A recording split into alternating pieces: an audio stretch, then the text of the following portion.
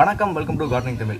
இந்த வீடியோவில் நம்ம எதை பற்றி பார்க்க போகிறோம் அப்படின்னா, கொய்யா செடியை எப்படி நம்ம முழுமையாக நட்டு வைக்கிறது அப்படிங்கிற பற்றின ஒரு முழுமையான வீடியோ இதில் பார்க்க போகிறோம். வாங்க வீடியோக்குள்ளே போகலாம். இப்போ நம்ம செடி வைக்க போகிற மண் என்ன மண் அப்படின்னு பார்த்துக்கிட்டோம்னா கரிசல் மண். கரிசல் மண் ரொம்ப ஹார்டாக இருக்குது, அதனால் கம்பியெல்லாம் வச்சு தோண்ட வேண்டியது இருக்குது. ஆக்சுவலாக கொய்யா மரம் வைக்கிறதுக்கு கரிசல் மண் ரொம்ப சிறந்தது கிடையாது. இருந்தாலும் வைக்கலாம், ஒன்றும் பிரச்சனை இல்லை.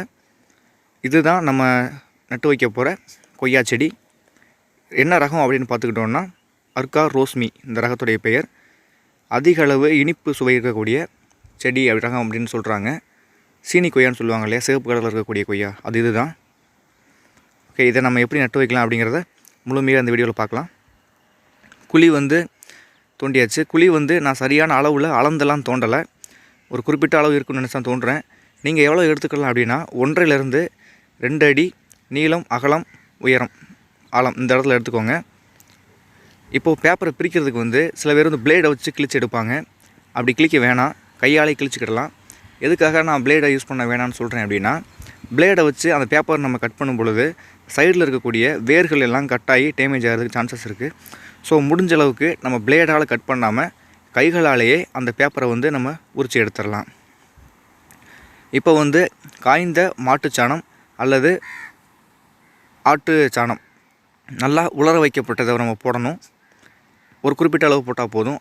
எதுக்காக நம்ம உலர வைக்கப்பட்டதை போடுறோம் அப்படின்னா, பச்சையாக இருக்கும்போது போட்டோம் அப்படின்னா அதில் இருக்கக்கூடிய புழுக்கள் பூரா அந்த மாதிரியான ஒரு சில பூச்சிகள்லாம் அதில் வர்றதுக்கு சான்சஸ் அதிகமாக இருக்குது. இது ட்ரைகோடெர்மா விரிடி அப்படிங்கக்கூடிய உயிர் பூஞ்சானக்கொல்லி. இது என்ன செய்யும் அப்படின்னா, செடிகளுக்கு வளரும் பொழுது நோய்கள் எதுவும் வராமல் செடிகளை பாதுகாக்கும். இந்த ட்ரைகோடெர்மா விரிடி உங்களுக்கு கிடைக்கல அப்படிங்கிற பட்சத்தில் சூடோமோனாஸ் ஃப்ளோரசன்ஸ் அப்படிங்கக்கூடிய இன்னொரு பூஞ்சானக்கொல்லி இருக்குது. இது கெமிக்கல் கிடையாது, ஆர்கானிக் தான் எல்லாமே. சூடோமோனாஸ் ஃப்ளோரசன்ஸ் ஈஸியாக உரக்கடைகள் இந்த மாதிரியான கடைகளில் கிடைக்கிறதுக்கு வாய்ப்புகள் அதிகம் இருக்குது. நீங்கள் ட்ரை பண்ணி பாருங்கள். இது ஒரு சின்ன குழாய். இந்த குழாய் எதுக்காக வைக்கிறோம் அப்படின்னா, வேர் மேலே நம்ம தண்ணியை ஊற்றும் பொழுது கரிசல் மண்கிறனால தண்ணி மேலவே தேங்கி நின்றுக்கிடும். கீழே இருக்கக்கூடிய வேர்களுக்கு தண்ணி சரியான அளவில் போகாது. அப்படிங்கிற காரணத்தினால இந்த மாதிரி குழாய் வச்சு அதுக்குள்ளே நம்ம தண்ணியை ஊற்றி விட்டோம் அப்படின்னா கீழே இருக்கக்கூடிய அடியில் இருக்கக்கூடிய வேர்களுக்கும் தண்ணி நல்லா போயிடும். அப்படிங்கிற ஒரு காரணத்துக்காக தான் இந்த குழாய் வச்சுருக்கோம். இந்த குழாய் சைடில் நடுவில் எங்கேயுமே துளைகள் எதுவும் இருக்கக்கூடாது. இந்த குழாய் நம்ம கண்டிப்பாக பயன்படுத்தி தான் ஆகணும் அப்படின்னு சொல்லலை, உங்களுக்கு விருப்பமானால் பயன்படுத்திக்கிடலாம். அதே மாதிரி செடி பக்கத்துலேயே ஒரு குச்சி, ஒரு நல்ல குச்சியில் ஒரு சின்ன கம்பு வச்சு செடியில் நம்ம ஒரு சின்ன கயிறு வச்சு கட்டிக்கிடலாம். இது எதுக்காக பண்ணுறோம் அப்படின்னா, செடிகள் காற்று அதிகம் அடிக்கும் பொழுது ஆடாமல் இருக்கிறதுக்காக தான் இந்த மாதிரி நம்ம பண்ணுறோம். ஏன்னா இது ஆடி மாதம் அப்படிங்கிறது, நான் நட்டு வைக்கிற நேரம் ஆடி மாதம், காற்று அதிகம் அடிக்கும். அப்படிங்கிற காரணத்தினால இந்த மாதிரி குச்சி வைக்கிறேன். அப்புறமா மண் இப்போ நான் செம்மண் போடுறேன். கரிசல் மண் எனக்கு இருக்கக்கூடிய மண் கரிசல் மண் தான் இருக்குது. ஆனால் இந்த செடிக்கு நான் செம்மண் போடுறேன். எதுக்காக அப்படின்னா, கொய்யா அதிகமாக சூட்டபுளாக நல்லா வளரக்கூடியது செம்மண்ணில் தான். கரிசல் மண்ணை விட செம்மண்ணில் சிறப்பாக வளரும். அப்படிங்கிற காரணத்தினால தான் கரிசல் மண் இருந்தால் கரிசல் மண் போடலாம், ஒன்றும் பிரச்சனை இல்லை.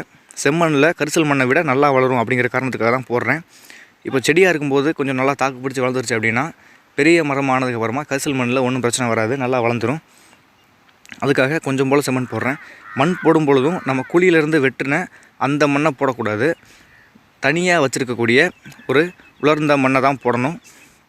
அதோட தண்ணி நல்லா ஊற்றிக்கலாம். நான் ஸ்டார்டிங்லேயே ஒரு லைன் சொல்ல மிஸ் பண்ணிட்டேன்.